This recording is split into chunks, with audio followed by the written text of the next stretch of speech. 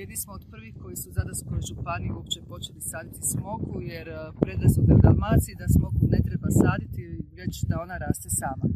Nakon 3 godine prijelaznog razdoblja, dakle 2007. postali smo i formalno ekološki uzgajivač i prerađivač smokve. Zašto smo nju posadili? Pa iz razloga zato što nam je najbitniji naš finalni proizvod pekmez od svježih smokava, a zamorčica je najzahvalnija sorta. Možemo je jesti u svježem stanju, možemo je sušiti ili kuhati.